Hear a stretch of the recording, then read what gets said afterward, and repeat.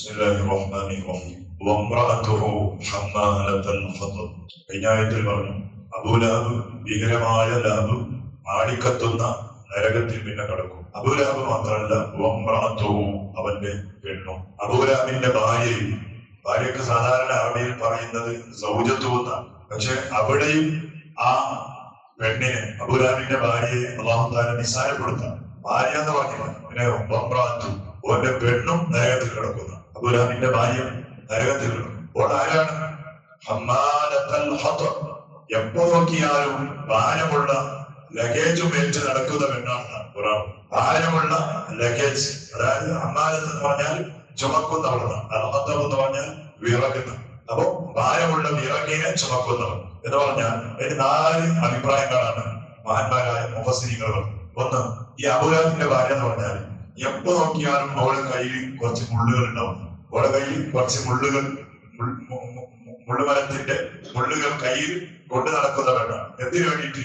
റസൂലുള്ളാഹി സ്വല്ലല്ലാഹു അലൈഹി വസല്ലം, മുഹമ്മദ് സ്വല്ലല്ലാഹു അലൈഹി വസല്ലം തങ്ങൾ ഏതെങ്കിലും ഒരു വഴി വരുന്നതും ഓക്കറിഞ്ഞാൽ പെട്ടെന്ന് പോയി ചെയ്യുന്നത് റസൂലുള്ളാഹി തങ്ങൾ അറിയാത്ത രൂപത്തിൽ നടക്കുന്ന വഴിയിൽ ഭൂമിന്റെ അടിയിൽ ആ മുള്ളിങ്ങനെ കുത്തിവെക്കുന്നു. എന്തിനു വേണ്ടിയിട്ട്? നടക്കുമ്പോൾ റസൂലുള്ളാഹിന്റെ കാലിൽ അത് ചവിട്ടിക്ക് വേദനയാവട്ടെ. അത്രത്തോളം ഹബീബായ നമ്മളോട് വെറുപ്പാണ്. എന്തെങ്കിലും ചെയ്തിട്ട് റസൂലുള്ളാഹി തങ്ങളെ വേദനിപ്പിക്കണം എന്ന ചിന്തയിലൂടെ നടക്കുന്ന പെണ്ണായിരുന്നു അബൂലഹബിന്റെ പെണ്ണ്. അബൂലഹബ് പെണ്ണ് ഒരുപോലെ. അതുകൊണ്ടാണ് അവർക്ക് അമാനത്തുൽ ഹതബ് എന്ന് പറഞ്ഞത് എന്നത് ഒരു അഭിപ്രായം. മറ്റേ ചില മുഫസ്സിരീങ്ങൾ പറഞ്ഞു ഈ അബൂലഹബിന്റെ പെണ്ണെന്ന് പറഞ്ഞാൽ എപ്പോ നോക്കിയാലും ഏഷണിയായിട്ട് നടക്കുന്ന പെണ്ണായിരുന്നു. ഏഷണി ഇവിടുത്തെ നാട് പറയും, നാട്ടിൽ വീട് പറയും, അങ്ങനെ കുഴപ്പമുണ്ടാവും. ഓരോ പണിയുണ്ട് ഈ ഇങ്ങനെ ദേശയായിട്ട് നടക്കുന്ന പെണ്ണാണ്. അതുകൊണ്ടാണ് ഓളെ കുറിച്ച് ഹമ്മാലത്തുൽ ഹതബ്, ലഗേജ് വഹിക്കുന്ന പെണ്ണ് എന്നൊരു കൊച്ചാക്കിയിട്ട് അല്ലാഹു തആല പറഞ്ഞതാണ് എന്നൊരു അഭിപ്രായം. മൂന്നാമത്തെ അഭിപ്രായം, ഈ അബൂലഹബിന്റെ ഭാര്യയുടെ മനസ്സിൽ എപ്പോഴും ഉണ്ടായിരുന്നത് മുഹമ്മദിനെ എങ്ങനെ ഇല്ലാതെയാക്കാം, മുഹമ്മദിനെ സ്വല്ലല്ലാഹു അലൈഹി വസല്ലം എങ്ങനെ പോലെക്കാക്കാം, മുഹമ്മദ് സ്വല്ലല്ലാഹു അലൈഹി വസല്ലം തങ്ങളുടെ ദഅവത്തിന് എങ്ങനെ തടസ്സമുണ്ടാക്കാം, ഇങ്ങനെയുള്ള ചിന്തയായിരുന്നു എപ്പോഴും ഈ പെണ്ണിന്റെ മനസ്സിലുണ്ടായിരുന്നു. അപ്പൊ അങ്ങനത്തെ ഒരു ചിന്ത ഉണ്ടാകുമ്പോ അതൊക്കെ ഭയങ്കര ഭാരം. ഇവിടെ നമ്മുടെ മനസ്സിൽ അങ്ങനത്തെ ഒരു ടെൻഷനും കാര്യങ്ങളൊക്കെ ഉണ്ടായാൽ അത് നമ്മുടെ തലയിൽ കെട്ടിയില്ലെങ്കിലും എപ്പോ നോക്കിയാലും ഒരു ഭാരം ഉള്ളതുപോലെ. അപ്പൊ ആവശ്യമില്ലാത്ത ഭാരം എപ്പോഴും ഇങ്ങനെ ചുമന്ന് നടക്കുന്നത് കൊണ്ട് ഓളെ കുറിച്ച് ഖുർആനിൽ എന്ന് പറഞ്ഞു ഹമ്മാലത്തുൽ ഹതബ്. മറ്റൊരു അഭിപ്രായം, ഈ അബൂലഹബിന്റെ ഭാര്യ ഹബീബായ റസൂലുള്ളാഹി സ്വല്ലല്ലാഹു അലൈഹി വസല്ലം തങ്ങളെ വിളിച്ചിരുന്നത് ഫഖീർ എന്നാണ്. ഫഖീർ റസൂലുള്ളാഹി കണ്ടെങ്കിൽ ഫഖീർ എന്ന് പാവം. മോന്റെ കയ്യിലപ്പോ എന്തെങ്കിലും ഒരു കെട്ടുണ്ടാവും, അതിന്റെ കെട്ട അല്ലെങ്കിൽ ഞാൻ കൊടുത്തത് പിടിച്ചത് അങ്ങനത്തെ ഒരു കെട്ടുണ്ടാവും. അപ്പോ ഹബീബായ തങ്ങളെ കുറിച്ച് ഫഖീർ എന്ന് പറഞ്ഞപ്പോ ഓളെ ആക്ഷേപിച്ചുകൊണ്ട് അല്ലാഹു തആല തിരിച്ചു പറഞ്ഞതാണ് ഫഖീർ എന്റെ ഹബീബല്ല, ഫഖീർ നീയാണ് ഫഖീർ. കെട്ട് ചുമക്കുന്നവരും ഭാരം ചുമക്കുന്നവരും വിറക് ചുമക്കുന്നവരും നീയാണ്. പരിശുദ്ധമായ ഖുർആൻ പറഞ്ഞു അബൂലഹബിന്റെ ഭാര്യയും നരകത്തിലാണ്. ഓടെ പണിയെന്താ? ഇപ്പോൾ ആവശ്യമില്ലാത്ത പലതും മനസ്സിലും തലയിലും ചുമന്ന് നടക്കുന്ന പണിയാണ് ഓടെ പണി എന്ന് പരിശുദ്ധമായ ഖുർആൻ. ഈ അബൂലഹബിന്റെ ഭാര്യ അബൂലഹബിന്റെ ഭാര്യ ഓടെ പേര് ഔറാഖ് എന്നാണ് പേര്. അബൂ സുഫിയാൻ റളിയല്ലാഹു അൻഹുവിന്റെ പെങ്ങളാണ്. അബൂ സുഫിയാൻ എന്ന് പറഞ്ഞാൽ അന്ന് ഇസ്ലാമിലേക്ക് വന്നിട്ടില്ല. ഈ സൂറത്തുൽ മസദ് ഇറക്കുന്ന സമയത്ത് ഇസ്ലാമിലേക്ക് വന്നിട്ടില്ല. ബദർ യുദ്ധത്തിൽ പോലും ശത്രുക്കളോട് കൂടിയായിരുന്നു അബൂ സുഫിയാൻ ഉണ്ടായിരുന്നു. ഉഹദ് യുദ്ധത്തിൽ അബൂ സുഫിയാൻ ഹബീബായ റസൂലുള്ളാഹി സ്വല്ലല്ലാഹു അലൈഹി വസല്ലം തങ്ങളോട് കൂടിയായിരുന്നു ഇസ്ലാമിലേക്ക് വന്നു. ചില ആളുകൾ അങ്ങനെയാണ്. അബൂലഹബ്, ഉത്ബത്ത്, ശൈബത്ത് ഓരെല്ലാം ഓരോ റൂട്ട് വരാൻ സത്യം മനസ്സിലായിട്ട് പോലും സത്യത്തിലേക്ക് കടന്നു വരാത്ത ചങ്ങായിമാരാണ്. സത്യം മനസ്സിലായിട്ട് സത്യത്തിലേക്ക് കടന്നു വന്നില്ല. മഹാനായ സയ്യിദുനാ ഉമർ ഇബ്നുൽ ഖത്താബ് റളിയല്ലാഹു അൻഹു, അബൂ സുഫിയാൻ അതുപോലെയുള്ള മഹാന്മാർ അവരുടെ റൂട്ട് വരെയാണ്. അവരൊരു കാലത്ത് ഭയങ്കര തമ്മടികളായിരുന്നു. ഒരു കാലത്ത് ഒരു നാടിന്റെ ഏതെങ്കിലും ഒരു ഗ്രാമം പോയി കൊള്ളയടിക്കുന്ന പരിപാടി ഉണ്ടെങ്കിൽ അതിന്റെ ക്യാപ്റ്റൻ ആയിരുന്നു സയ്യിദുനാ ഉമർ ഇബ്നുൽ ഖത്താബ് റളിയല്ലാഹു അൻഹു. ഭയങ്കര എന്ത് തമ്മാടി തരത്തിലുണ്ടാവും. പക്ഷെ എന്തായി?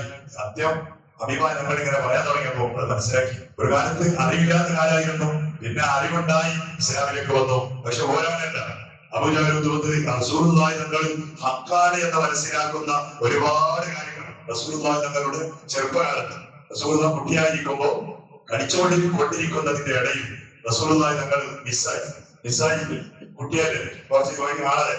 അപ്പോ കുടുംബങ്ങളാകെ വരാ എവിടെ പോയി മുഹമ്മദ്? അങ്ങനെ എല്ലാവരും തേടിയപ്പോ അഭിമായി ഞങ്ങളെ കിട്ടിയത് അബൂജാന്റെ കയ്യിലാണ്. അബൂജാന്റെ കയ്യിലാണ്. ആരെ കിട്ടിയപ്പോ സന്തോഷമായി, തന്റെ കയ്യിലാണ് കിട്ടിയത്. അങ്ങനെ റസൂലുള്ളാഹി സ്വല്ലല്ലാഹു അലൈഹി വസല്ലം തങ്ങളാകുന്ന ആ കുട്ടിയെ ഒട്ടകത്തിന്റെ മുകളിൽ കയറ്റി. അബൂജാൽ ഫസ്റ്റ് പിന്നെ അതിന്റെ ബാക്കിൽ മുഹമ്മദ് ആകുന്ന കുട്ടിയെ എടുത്തിട്ട് നോക്കുമ്പോ ഒട്ടകം പോകുന്നില്ല. ഭയങ്കര എപ്പോഴും പോകുന്ന ഒട്ടകം പോകുന്നില്ല. ഞാനെന്താ ഫ്രണ്ടിലിരുത്തേണ്ട ആളെ ബാക്കിലിരുത്തിയത്? ഫ്രണ്ടിലിരുത്തേണ്ട അഭിമാനങ്ങള് ആ ബാക്കിലിരുത്തിയതാണ്. ഒട്ടകം പോകുന്നില്ല. അങ്ങനെ ഒട്ടകത്തിന്റെ ഇറങ്ങി ഒന്ന് ടെസ്റ്റ് ചെയ്ത് നോക്കാം. അങ്ങനെ കുട്ടിയെ ഫ്രണ്ടിലാക്കി അബൂജാൽ ബാക്കിൽ നോക്കുമ്പോ ഒട്ടകം പോകുന്നതാണ്. ഫ്രണ്ടിലിരുത്തേണ്ട ആള് ഫ്രണ്ടിലിരുത്തിയപ്പോ ഒട്ടകം പോകുന്നതാണ്. അപ്പനോട് മനസ്സിലാക്കി ചില്ലരാണല്ല മുഹമ്മദ്, ചില്ലറക്കാരനല്ല, കാര്യപ്പെട്ട ഒരാളാണ്. എന്നിട്ട് പോലും ഒന്നാക്കി ഹക്ക് അതിനെ അംഗീകരിച്ചില്ല, ഹക്കിനോട് അംഗീകരിച്ചില്ല. അപ്പൊ അവന് ചില ആളുകളുണ്ട് ഹക്ക് മനസ്സിലാക്കാനുള്ള എല്ലാ കാര്യങ്ങളും അവർ മനസ്സിലാക്കിയിട്ടുണ്ടാവും. പക്ഷേ അഹങ്കാരം ഇക്കാലത്ത് ഉണ്ടാകുന്ന അന്ന് മാത്രമല്ല ഇന്നുണ്ട്. ഹക്ക് മനസ്സിലാക്കിയ പോലും ഹക്കിലേക്ക് കടന്നു വരാൻ ആളുകൾ ഇന്നുണ്ട്. ചില ആളുകളുണ്ട് മനസ്സിലാവാതെ പിന്നെ മനസ്സിലാവുമ്പോ ഹക്കിലേക്ക് കടന്നു വരുന്ന ആളുകൾ. അപ്പൊ പണ്ട് കാലത്തും ഇക്കാലത്തൊക്കെ ഏതായാലും ഈ അബൂ സുഫിയാൻ എന്നവരുടെ പെങ്ങളാണ് ഔറ എന്ന് പറയുന്ന അബൂലഹബിന്റെ ഭാര്യ. ഈ ആയത്തിറങ്ങിയപ്പോ പെങ്ങൾ ആങ്ങനെയുള്ള അടുത്ത് വന്നോട് പോയി. പോകുമ്പോ അബൂ സുഫിയാൻ ഇങ്ങനെ കമ്മിറ്റ് കടന്നിട്ടുണ്ടെന്ന് അവർ വിളിച്ചു പറഞ്ഞു, അബൂ സുഫിയാൻ നീ വന്ന മുഹമ്മദ് ഓടുന്നത് കേട്ടില്ലേ? നിന്റെ പെങ്ങളെ കുറിച്ചാണ് ഓടുന്നത്. എന്നെ കുറിച്ച് എന്നെ വലിയ ശിക്ഷിച്ചു. ഇതാ മുഹമ്മദിന്റെ വമ്പ് ആറ്റാക്കിയിട്ടുണ്ട്. നീ അതുകൊണ്ട് നേരെ പോയിട്ട് മുഹമ്മദിനോട് കാര്യം ചോദിക്കണോ? പെങ്ങളെ കുറിച്ച് ഇങ്ങനെ പറയുമ്പോ നീ ഉണ്ടായിരിക്കാം. മഹാനായ സയ്യിദുന അബൂ സുഫിയാൻ, അബൂ സുഫിയാൻ റളിയല്ലാഹു അൻഹു അല്ല, ഇപ്പൊ നമുക്ക് റളിയല്ലാഹു അൻഹു ആണ്. അപ്പൊ റളിയല്ലാഹു അൻഹു പോയി പറഞ്ഞു. അവൻ അബൂ സുഫിയാൻ ചോദിക്കാൻ വേണ്ടിയിട്ടാണ് ഇറങ്ങുമ്പോ കയ്യിൽ വാളില്ലാതെ ഇറങ്ങിയതാണ്. അപ്പൊ പെങ്ങൾ ചോദിച്ചു, അവരാണ് ഈ അബൂലഹബിന്റെ ഭാര്യ ചോദിച്ചു, കയ്യിൽ വാണെന്ന് വാൾ പിടിക്കും. അപ്പൊ വാളിന്റെ കാലം എല്ലാം വാൾ പിടിച്ച് നടക്കുന്നതാണ്. വാളില്ലാതെ വന്നു വാൾ പിടിച്ചിട്ട് മുഹമ്മദിന്റെ അടുത്ത് ഇത്രയുടെ തീരെ മുമ്പോ ഞാൻ മുഹമ്മദിനെ ഒന്ന് വെളുപ്പിക്കാൻ പോകുമ്പോ മുഹമ്മദിന്റെ രണ്ട് ഭാഗത്ത് വിഷമുള്ള രണ്ട് സർപ്പങ്ങൾ ഞാൻ കണ്ടു. മറ്റാരും കാണാത്ത കാഴ്ച എന്റെ കണ്ടുകൊണ്ട് ഞാൻ കണ്ടതാ. വാളുമായിട്ട് പോയാൽ എന്റെ അവസ്ഥ എന്തായിരിക്കും? അതുകൊണ്ട് വാളിന്റെ പരിപാടി മുഹമ്മദിന്റെ അടുത്ത് പോകുമ്പോ വാളിന്റെ പരിപാടി എന്റെ അടുത്തില്ല എന്ന് പറഞ്ഞാൽ അപ്പൊ റസൂലുള്ളാഹി നിങ്ങൾ തന്നെ മനസ്സിലാക്കി. പിന്നെ ആ ഹക്ക് ഇസ്ലാമിലേക്ക് സ്വീകരിച്ചുകൊണ്ട് കലിമ ചൊല്ലിക്കൊണ്ട് ഇസ്ലാമിലേക്ക് കടന്നു വന്ന സയ്യിദുനാ അബൂ സുഫിയാൻ റളിയല്ലാഹു അൻഹു ചില ആളുകൾ അങ്ങനെയാണ്. ഏതായാലും ഒരുപാട് അത്ഭുതങ്ങളും ദൃഷ്ടാന്തങ്ങളും മനസ്സിലാക്കേണ്ട പല കാര്യങ്ങളും കണ്ടിട്ട് പോലും ഹബീബായ നമ്മളെ വേദനിപ്പിക്കാനും പരിഹസിക്കാനും അവിടുത്തെ റിസാല, അവിടുത്തെ തൗഹീദ്, അവിടുത്തെ മറ്റുള്ള എല്ലാ കാര്യങ്ങൾക്കും തടസ്സമായി നിന്ന രണ്ട് ആളുകളാണ് അബൂ ലഹബും അവന്റെ ഭാര്യയും. ആ രണ്ടാളുകളെ കുറിച്ചും വ്യക്തമായി ഖുർആൻ പറഞ്ഞു, ഓന് മാത്രമല്ല ഓന്റെ പെണ്ണും യേശനിയായി നടക്കുന്ന ഭാരമുള്ള മറ്റുള്ള ചിന്താഗതികളുമായി നടക്കുന്ന അവന്റെ പെണ്ണും നരകത്തിലാണ്. അല്ലാഹു തആല നമ്മെ സലാമത്താക്കട്ടെ. നമുക്ക് ഒക്കെ മനസ്സിലാക്കാനുള്ള പല കാര്യങ്ങളും നമ്മുടെ മുന്നിൽ ധാരാളമുണ്ട്. അത് അതിനെക്കുറിച്ച് പഠിച്ച് മനസ്സിലാക്കി ചിന്തിച്ച് ഹബീബായ നമ്മളെ കുറിച്ചും അല്ലാഹുവിനെ കുറിച്ചും ദീനിനെ കുറിച്ചും ഖുർആനിനെ കുറിച്ചും മറ്റുള്ള എല്ലാ കാര്യങ്ങളെ കുറിച്ച് മനസ്സിലാക്കി ഹക്കിന്റെ ആളുകളായി ജീവിച്ച് ഈമാനോടുകൂടി മരിക്കാൻ ഞങ്ങൾക്ക് നീ ഭാഗ്യം നൽകണേ അല്ലാഹ്. തൗഫീഖ് നൽകണേ നമുക്ക്. പരിശുദ്ധമായ ഈ ഇൽമിന്റെ മജ്‌ലിസിന്റെ ബറക്കത്തുകൊണ്ട് അല്ലാഹ് ഞങ്ങളുടെയും നമ്മുടെ കുടുംബങ്ങളും ഞങ്ങളുമായി ബന്ധപ്പെടുന്നവർ, ഞങ്ങളെ സഹായിച്ചവർ, നമുക്ക് വസ്ത്രം തന്നവർ, വെള്ളം തന്നവർ, ഭക്ഷണം തന്നവർ, യാ അല്ലാഹ് ഞങ്ങളുമായി ബന്ധപ്പെടുന്നവർ, ഈ പള്ളിക്ക് വേണ്ടി കഷ്ടപ്പെടുന്നവർ, പള്ളിയുടെ ഖാദിമീങ്ങളായി പ്രവർത്തിക്കുന്നവർ, പ്രവർത്തിച്ചവരിൽ നിന്ന് ഒരുപാട് മുൻഗാമികൾ മരിച്ചുപോയവരുണ്ട്. അവർക്കെല്ലാം യാ അല്ലാഹ് നിന്റെ ഫദ്ല് കൊണ്ട് നീ സ്വർഗം നൽകണേ അല്ലാഹ്.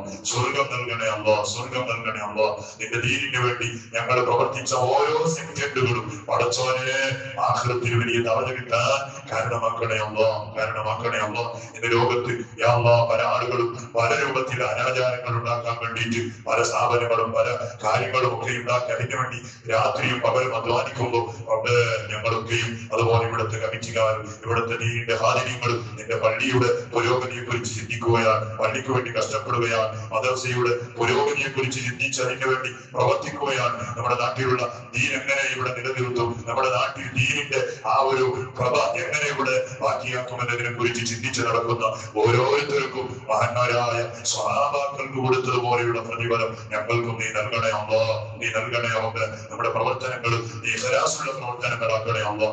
ആത്മാർത്ഥതയുള്ള പ്രവർത്തനങ്ങളാക്കണേ റബ്ബേ. അതിന്റെ പേരിൽ എന്ത് കേൾക്കേണ്ടി വന്നാലും എന്ത് അനുഭവിക്കേണ്ടി വന്നാലും പടച്ചവനെ ദീനിൽ നിന്ന് വഴിതെറ്റി പോകുന്ന ഒരു ചുറ്റുപാട് നീ വരുത്തല്ലേ അല്ലാഹ്. നമ്മുടെ നാട് നിന്റെ ബറക്കത്തിന്റെ നാടാക്കി തരണേ അല്ലാഹ്. പരിസര നാടുകളും ബറക്കത്തിന്റെ നാടുകളാക്കി തരണേ അല്ലാഹ്. ഒരുപാട് ആളുകൾ പല രൂപത്തിലുള്ള രോഗങ്ങൾ കൊണ്ട് കഷ്ടപ്പെടുമ്പോൾ യാ ഷാഫി യാ അല്ലാഹ് അവർക്കൊക്കെയും വേണ്ട രൂപത്തിലുള്ള ശിഫാഅ് നീ നൽകണേ അല്ലാഹ്. ആഫിയത്ത് നൽകണേ അല്ലാഹ്. ഭാര്യ മക്കളെ പോറ്റാനും കഷ്ടപ്പെടുന്ന ഒരുപാട് ആളുകൾ ഈ നാട്ടിലുണ്ട്, സദസ്സിലുണ്ട്. അല്ലാഹ് ഗൾഫിലും മറ്റും അധ്വാനിക്കുന്നവർ, കഷ്ടപ്പെടുന്നവർ, കടലിൽ പോയി അധ്വാനിക്കുന്നവർ, എല്ലാവരുടെ അധ്വാനങ്ങളിലും ഈശ്വരത്തിന്റെ വഴികളിലും വലിയ സന്തോഷം നൽകണേ അല്ലാഹ്. പരിശുദ്ധമായ പുറത്തു വേണ്ടി കരുതിയ ആളുകൾ സദസ്സിലുണ്ട്. ഉടച്ചവനെ നമ്മുടെ നാട്ടിൽ പലരും അവരുടെ എല്ലാ സ്വപ്നങ്ങളും റബ്ബേ നീ റാഹത്തോടെ പൂർത്തിയാക്കി കൊടുക്കണേ അല്ലാഹ്. പൂർത്തിയാക്കി കൊടുക്കണേ അല്ലാഹ്. ശരീരത്തിന്റെ പല ഭാഗങ്ങൾ വേദന കൊണ്ട് കഴിയുന്ന ആളുകളാണ് ഈ സദസ്സിലുള്ളവർ.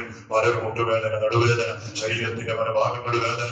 റബ്ബേ സദസ്സിലുള്ള ഒരാൾ മുഖത്തിൽ പ്രത്യേകമായ ഒരു അലർജി പോലെ രാത്രിയില്ലാതെ സുഖിയാകുമ്പോൾ പ്രത്യേകമായ ഒരു അലർജി, വലിയ വേദാല് പറഞ്ഞു റബ്ബേ പടച്ചവനെ അത് മുഴുവൻ നീ മാറ്റിക്കൊടുക്കണേ അല്ലാഹ്. വേദനകൾ മാറ്റിക്കൊടുക്കണേ അല്ലാഹ്. പ്രയാസങ്ങൾ മാറ്റിക്കൊടുക്കണേ റബ്ബേ. അല്ലാഹുവേ മരിച്ചുപോയ എല്ലാ മുഅ്മിനീങ്ങളും ഞാനിവിടെ ദഫൻ ചെയ്യപ്പെട്ട ഉമ്മടക്കം അടുത്ത മരിച്ചുപോയ ഒരുപാട് ഉമ്മമാരുടെ മുഅ്മിനീങ്ങളുണ്ട്. നമ്മുടെ കുടുംബത്തിൽപ്പെട്ട പല ആളുകൾ മരിച്ചുപോയവരുണ്ട്. പടച്ചവനെ യാ അല്ലാഹ് അവർക്കെല്ലാം നീ മഗ്ഫിറത്തും മർഹമത്തും നൽകണേ അല്ലാഹ്.